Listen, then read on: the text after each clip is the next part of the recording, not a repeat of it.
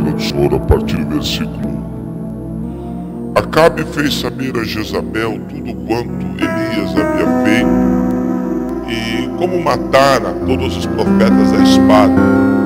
Então Jezabel mandou um mensageiro a Elias dizendo: façam-me os deuses como lhe aprouver, se amanhã, estas horas, não fizer eu a tua vida como fizeste a cada um deles. Temendo, pois, Elias levantou-se e para salvar a sua vida se foi e chegou a Berseba, que pertence a Judá, e ali deixou o seu moço. Ele mesmo, porém, se foi ao deserto, caminho de um dia, e veio e se assentou debaixo de um zimbro e pediu para si a morte e disse: basta, toma agora, Senhor, a minha alma, pois não sou melhor do que os meus pais. E deitou-se e dormiu debaixo do zimbro. E eis que um anjo tocou-lhe e disse: levanta e come. Só até aí, feche teus olhos. Pai querido, fala conosco nessa manhã, Senhor. Trata com a tua igreja, com a tua noiva. Nós cremos que o Senhor tem o melhor para nós. Nós cremos, ó Pai, que tu és um Deus vivo, um Deus poderoso. Creio, Pai, que o Senhor é um Deus que está no controle de tudo. Eu apresento agora a minha família, a família dos teus servos que aqui estão. Que nós sejamos aquilo que o Senhor quer que nós sejamos. Que nós não venhamos nos perder no meio da caminhada. Então que o Senhor trate, que seja uma manhã do teu Espírito Santo fale aos nossos corações. Desde já, Senhor, eu te louvo e te agradeço. Usa-me pela tua graça e misericórdia. Em nome de Jesus, Senhor. Amém. Pode sentar, meu amado. Glória a Deus. O tema dessa mensagem que eu preparei hoje, e ontem eu estava ouvindo uma mensagem. Na mensagem que eu estava ouvindo, Deus falou ao meu coração e me deu essa mensagem que se chama crise de identidade. Crise de identidade.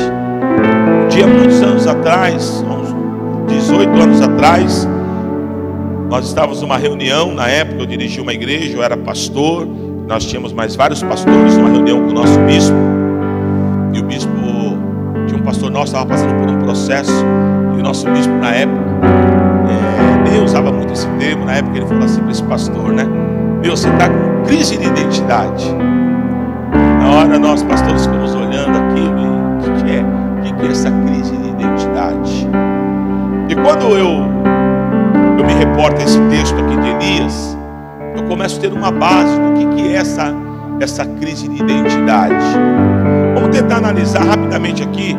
Nem vou voltar muito atrás para a gente não delongar, mas a história de Elias. A Bíblia nos fala aqui um pouquinho para trás que Elias, ele se achava como o último dos profetas em Israel. O culto ao Deus Todo-Poderoso havia quase se acabado. A Bíblia fala de 7.000 joelhos que ainda não havia se dobrado a Baal. Mas o que é 7.000 pessoas, né, para uma nação? Então, na verdade, a nação estava totalmente contaminada. Na época reinava um rei por nome de Acabe, e a sua mulher, Jezabel, ela era terrível. E foi através de Jezabel que se começou a fazer culto a deuses estranhos em Israel, principalmente a uma entidade chamada Baal. E essa malignidade ela foi sendo pulverizada e foi crescendo, ao ponto que a nação toda quase estava contaminada. Quando Elias percebeu isso, a Bíblia fala então que Elias, ele se sente desafiado. Ele, como um porta-voz de Deus, ele não pode deixar a coisa ir por esse caminho. E não é os profetas de Baal, ele vai até os profetas de Baal e os desafia. Ele tenta passar para aqueles homens que aquilo que eles criam, que eles estavam pregando, estava errado. E Elias vai lá, eu vou conjecturar na minha linguagem, né? Não o que Elias fez, mas na minha linguagem.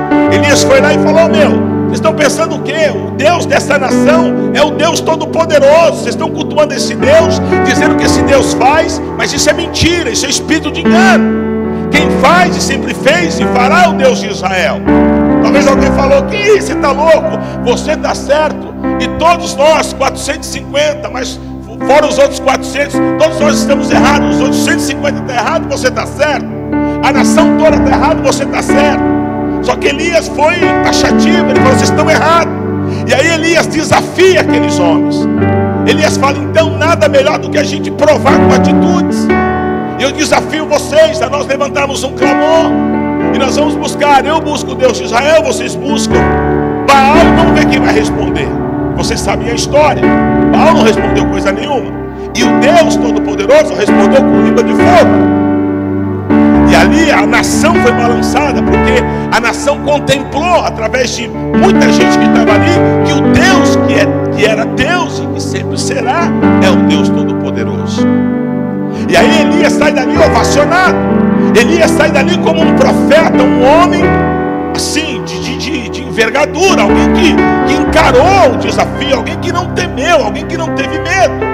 Então Elias passou a ser o grande nome, o grande profeta de Israel, ao ponto que, um pouco na frente lá na Bíblia, quando você vê falando do profeta João Batista, eles não falam que viria um profeta ou que viria João Batista, eles falam que viria um Elias.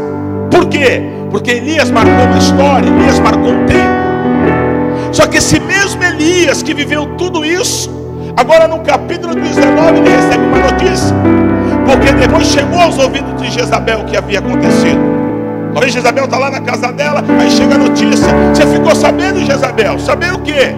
Aquele tal de Elias de novo, ele arrumou um furdúncio. E sabe o que aconteceu? O Deus dele respondeu com fogo. Nós fomos envergonhados. A nação estava totalmente conosco, totalmente com Acabe. Agora toda debandada, está uma confusão.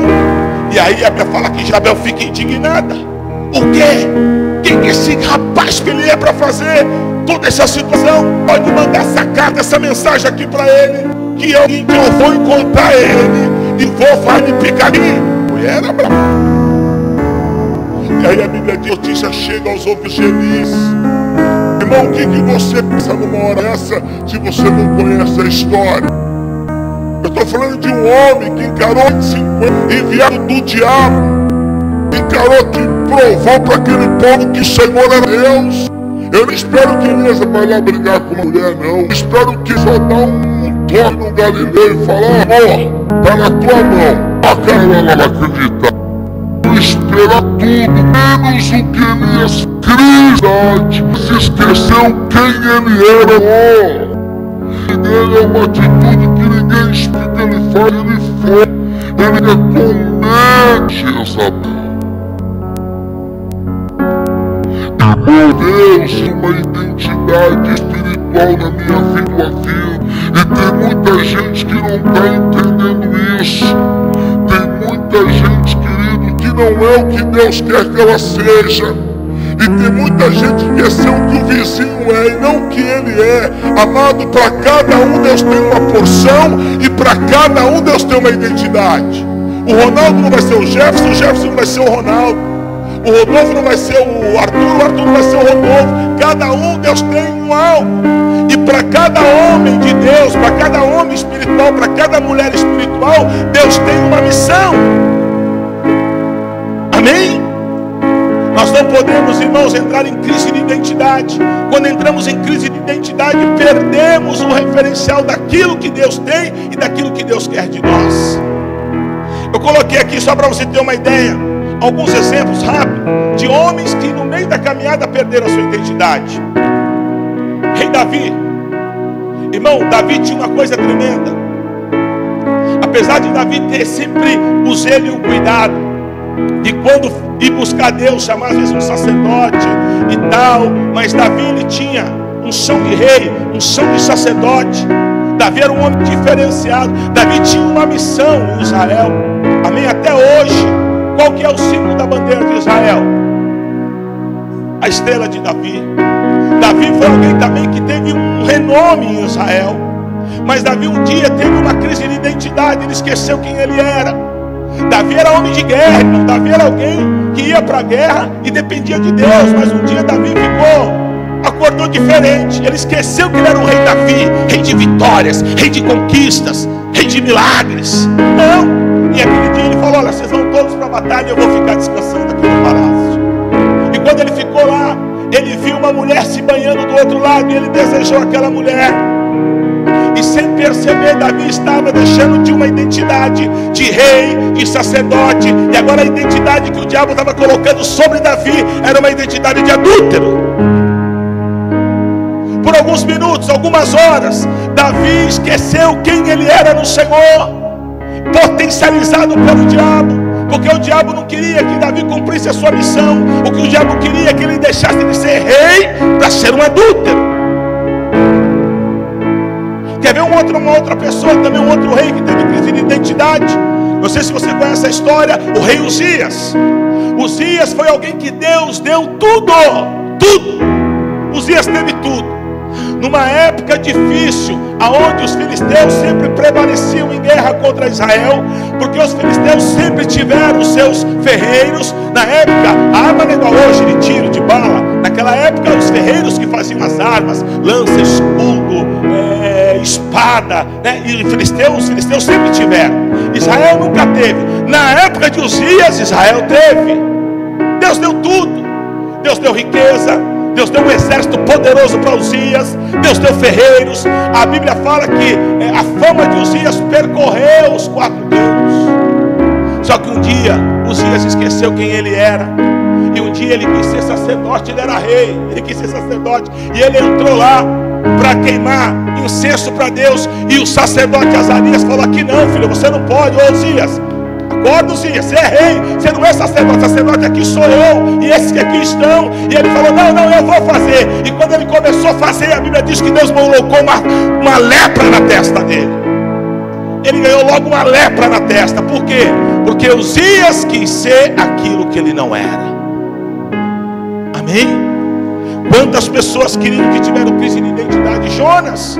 Deus chamou Jonas por profeta. Deus não chamou Jonas por medroso. Deus não chamou Jonas por fracassado. Deus falou: vem aqui, vai lá em Nínive e profetiza que eu vou mudar a história daquele povo. E ele teve medo. Ou seja, a identidade de Deus para Jonas, profeta. Identidade do diabo para Jonas, medroso, desobediente, rebelde. É isso que o diabo quer fazer. Ele quer mudar a nossa identidade. Mas eu venho como profeta nessa manhã declarar sobre a tua vida, em nome de Jesus: você tem que ser aquilo que Deus preparou para que você seja. Você que não tem que agradar A, B ou C. Você não tem que querer ser um vizinho. Você tem que querer ser o que Deus quer que você seja. Aleluia. Aí eu pego um exemplo aqui de uma pessoa que foi que Deus queria que ele fosse. João Batista. Lá no Jordão, quando ele está batizando. Quem era João Batista? O que João Batista era de Jesus? Quem? Era o quê? Primo. E ele estava lá batizando no Jordão. E algumas pessoas questionavam ele: você é aquele que está por vir? Ou seja, confundindo ele com Jesus. Não é isso? As pessoas iam lá e falavam: ué, você é aquele que foi profetizado, aquele que viria para salvar o mundo? É você é o Cristo. Se fosse você, o que você iria responder? Olha, eu não sou ele, mas sou primo dele. Quem que não quer ser primo do homem, rapaz? Eu não sou ele, mas sou primo dele, meu. Eu sou o cara, tô assim, ó, lado a lado com ele. Fiquei sabendo pela minha mãe, pela minha tia, quando a gente era pequenininho, encostou uma barriga na outra e deu tá no espírito aqui. Mas não foi isso que João Batista falou. João Batista falou: não sou eu não. E tem mais: eu não sou digno nem de desatar a correia da sandália daquele. Aí você pergunta: por que João Batista falou isso? João Batista sabia quem ele era, filho. Ele não teve crise de identidade. A minha missão aqui é. E aí perguntam para ele: quem é você? João Batista, bom, não é. Ele disse: eu sou a voz que clama no deserto. Eu sou aquele, ele quis dizer, eu sou aquele que tem a seguinte missão: preparar as veredas do Messias. E parou aí, acabou. Ao ponto que quando ele está encarcerado, os discípulos de Jesus vão lá e falam para Jesus: o João está preso. Jesus mentiu. Se fosse liga de homem, Jesus ia correr lá, não. Porque Jesus sabia: não, Ele está dentro da identidade dele, ele está dentro da missão dele. E tem mais, Jesus era onisciente. Vai ficar mais uns dias, vai ter um burburinho lá na casa de Herodes, e a Salomé vai entregar de bandeja a Herodias a cabeça dele. Já estava tudo no controle, querido. Por quê? Porque João não fugiu da sua identidade. Não fuja da tua identidade. O que Deus te chamou, faça, realize. Para de querer dar jeitinho, para de querer ser o que o vizinho é. Nós pastores, às vezes nós somos assim, sabia? De um modo geral. Não estou aqui, por exemplo, em Guarulhos. Estou aqui no bairro. Aí a minha igreja tem 10 pessoas. Bem, glória a Deus, tal. Aí depois o Rodolfo vem assim, tá falando, e aí, Rodolfo, como é que estava a igreja lá do pastor fulano? Estava assim, ó. É mesmo, cara? Oh, de Deus. Só eu que não cresço. Só eu que não avanço. E a igreja do fulano tal, estava pior, bicho. De a gente saindo pela porta. Meu Deus. Nós somos assim. O Senhor tem falado muito comigo sobre isso. Irmão, eu nunca vou ser o que Deus não quer que eu seja. E se eu for, eu vou entrar em crise de identidade. Eu tenho que ser o que Deus quer que eu seja. Se eu tiver que tomar conta de 2, eu vou tomar conta de 2. Aí a gente passa às vezes lá dentro lá da comunidade, daquela igrejinha, tem 4 irmãozinhas assim. Você fala, será que Deus se move aí? É a porção daquele lugar e se move sim. Aquela comunidade, aquela igreja é bênção para aquela comunidade. A gente precisa de achar que Deus se move por quantidade, irmão. Isso é a ótica do homem. O homem é assim. O homem, quanto mais ele tem, mais ele quer. Deus não se move assim. Deus se move por qualidade. Deus quer que aquilo que Ele colocou nas tuas mãos, a missão que Ele colocou, que você faça. E faça com propriedade. Amém? João Batista não rateou, irmão. Eu não sou João Batista, eu não sou primo de Jesus, eu não falo nada disso. Eu sou a voz que clama no deserto. João Batista tinha bem claro no seu espírito aquilo que ele era e para que veio. Diga para o teu irmão, você tem que saber quem você é e para que você veio. Amém? Mais ou menos no meio assim, na metade do meu ministério, muita gente questionava algumas atitudes minhas na questão de pregar fora. Eu falava não para muitos convites, mas muitos convites, as pessoas não entendiam.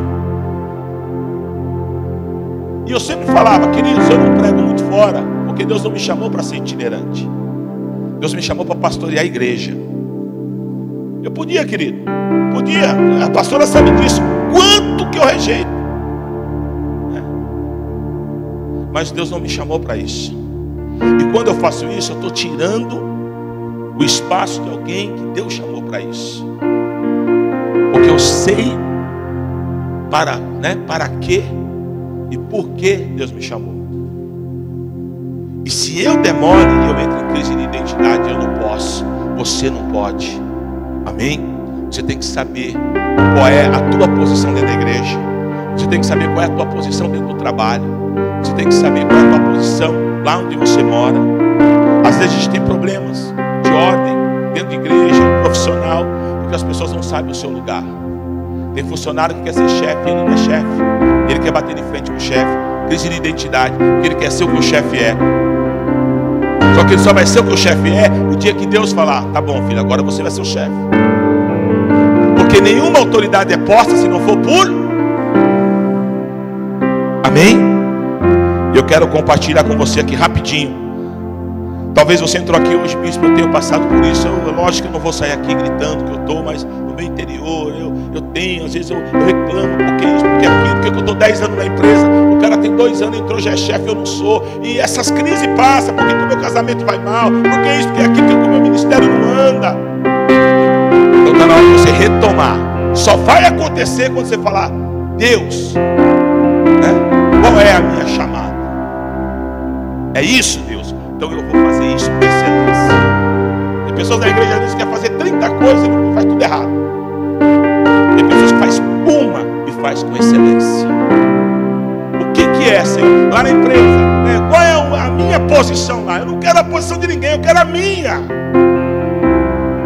No plano da matéria, no plano da física, melhor dizendo, diz que dois corpos não podem ocupar o mesmo espaço. É uma lei da física. Espiritualmente, irmão, funciona a mesma coisa. O que é de A e não é de B. Prova isso, bispo. Isaías 14. A Bíblia fala que Lúcifer falou: vou fazer um trono acima do de Deus. Aqui não, aqui só tem lugar para um Deus. Só para um Deus. E o Senhor o atirou para baixo. Então é isso, querido. Você é o que Deus quer que você seja. E dentro disso, faça com excelência. E para retomar a tua identidade nessa manhã, eu quero te ministrar 3 verdades. A primeira delas: seja quem você é em Cristo, pois Deus te chamou para quê? Então seja o que você é. Não importa quem está do teu lado, não importa quem está correndo. Irmão, ande na velocidade que Deus quer que você ande. Só tome cuidado para não misturar a voz de Deus com a voz da carne. Mas se for de Deus, faça o que Deus manda. Quando eu faço o que Deus manda, eu vou andar na minha identidade e as coisas vão fluir em nome de Jesus. Amém? Você acha que foi fácil para Paulo? Quando o Senhor o chamou, deu aquele êxtase, aquela experiência em Atos 9. Depois, quando Ananias ora por ele torna a ver aquela coisa toda. E o Senhor fala: põe ele para fazer. Preste atenção, ele perseguia. Deus agora tira ele de lado e põe ele como perseguido. Deus abalou a estrutura de Paulo, querido. Tudo que Paulo aprendeu, ele fala.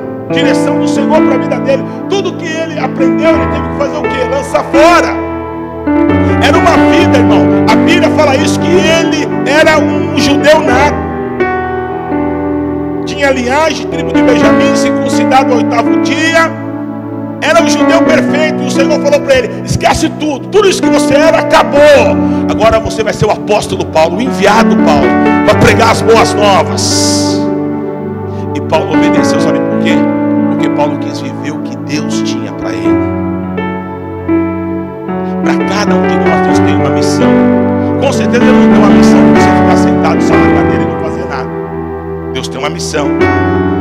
A não ser, né? Como dizia meu avô, eu tenho aqui a missionária Hélia, alguns irmãos que já fizeram muito para Deus, né?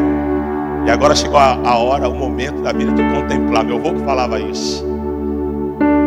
Mas tem muito jovem que às vezes acha que Deus chamou ele para ficar sentado. Não.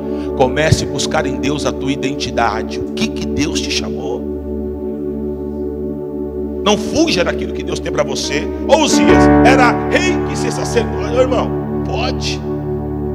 Se é sacerdote, não pode ser rei. Pastor Silas fala muito isso às vezes. Tem muito crente se degringolando aí, se enrolando financeiramente, porque o cara é crente, às vezes o cara é ministro, até pastor, e o cara começa a vislumbrar, e ele quer ter helicóptero, ele quer ter isso, ele quer ter aquilo, sabe por quê? Ele esqueceu que ele é sacerdote, ele quer ser rei. Aí não dá certo. O sacerdote vem de qual linhagem? Levi. Qual foi a única tribo que não teve porção na terra? Levi. Qual foi a proposta de Deus para eles? A porção de vocês virá do alto. É Deus que supre o sacerdote, não é Deus que envia a provisão. Diferente do rei que projeta a sua vida, que trabalha aqui, trabalha ali, projeta, quer ter dinheiro, é assim um empresário, é assim um profissional liberal. Agora o sacerdote não, irmão, ele vai ter tudo porque Deus vai dar para ele. Deus não se engana. Mas sabe por que Deus abençoa o sacerdote? Para ele ficar com a cabeça tranquila, para ele cuidar do povo de Deus. Seja quem você é. Ache para que você veio. Segundo, quer retomar sua identidade? Não queira a identidade dos outros, queira a sua. Você é uma espécie única no mundo espiritual. O dom que Deus te deu é exclusivo, é teu, ninguém tem. Ah, mas eu faço assim, o fulano também faz. Não, tem coisas que é no macro, mas tem coisas que Deus te deu só para você, porque são ferramentas que Deus vai te usar naquilo que você tem. Amém? Eu sempre tive uma característica. Todas as igrejas que eu pastorei sempre teve muito jovem, porque eu falo muito a linguagem do jovem.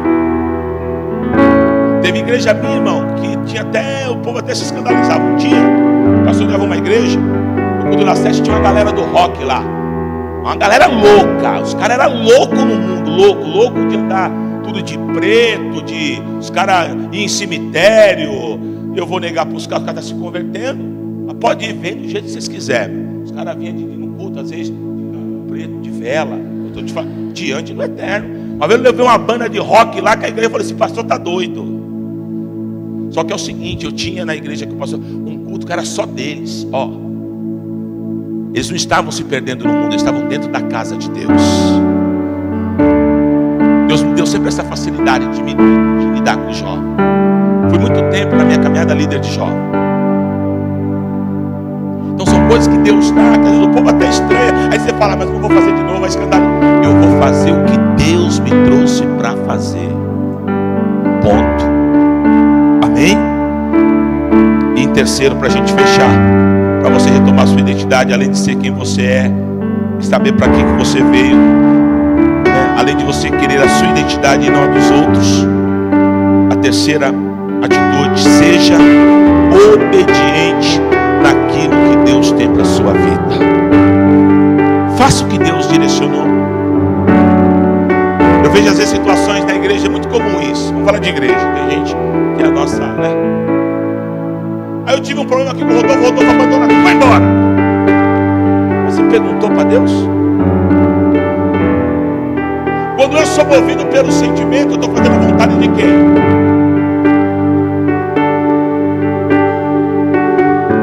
Eu falava esses dias com a pastora, eu fiquei anos numa igreja. Quantas vezes eu passei até por humilhação, que na minha cara, na minha vontade, você quer que eu te falo? Ele vai se escandalizar? Era socar o pastor.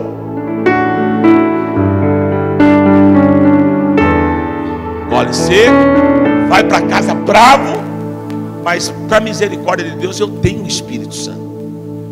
E o Espírito Santo depois vai. Porque às vezes a gente quer um pastor, um líder, alguém que fica alisando as nossas deformações. E isso não é ser líder, isso não é ser pastor. Pastor confronta as nossas falhas. É igual o pai, né? Quando o filho é novo, às vezes ele fica até embirrado com o pai. Esses dias eu vi uma cena em casa, mó barato. Minha filha foi dar remédio para minha netinha. Quando ela vê o remedinho que está com seringa, ela já fica meio... Ela começou a gritar. Aí a minha filha teve que pegar meio que na marra. Mas a menina chorou. Porque ela tomou, é só papai. Aí na hora eu vi assim: a minha mãe judia de mim, minha mãe não gosta de mim. É o entendimento que ela tem. Mas mal sabia ela que aquele remédio era para cura dela. Assim somos nós. Às vezes o cara bate de frente com o pastor, é isso mesmo, mas mal sabe que o antídoto, o remédio que nós estamos dando para ele é para o bem dele, é para curar a alma dele. Então, às vezes no limite do nosso entendimento espiritual, nós não entendemos o grande de Deus.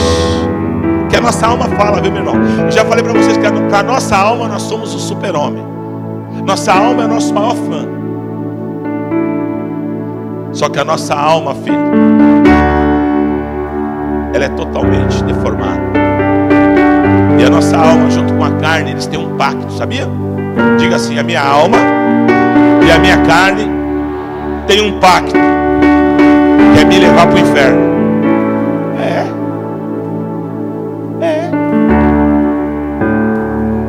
Quem é homem casado aqui? Levanta a mão. Levanta a mão, Tá, pode abaixar. Quantas vezes o diabo te mostrou uma mulher estranha? Só fala pra mim não. Quantas vezes na rua você andando, passou uma bonitona lá, o teu coração acelerou, ou você não tem peito de falar? É a tua alma. Isso aí ninguém sabe, é só você e Deus. Que a gente somos os espirituais. Aleluia.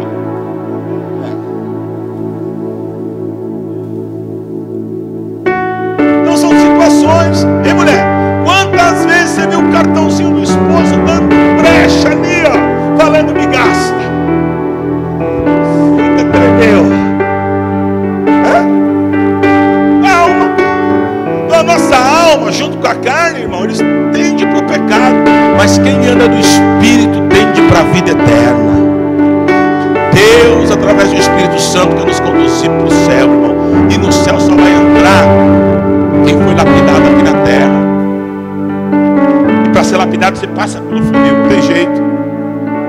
onde as suas informações são chocadas com a palavra. E aí a escolha: ou eu me permito a cura, ou eu sempre vou ser problemático, eu sempre vou ser aquele que... Então, meu irmão, que nessa noite, nessa manhã,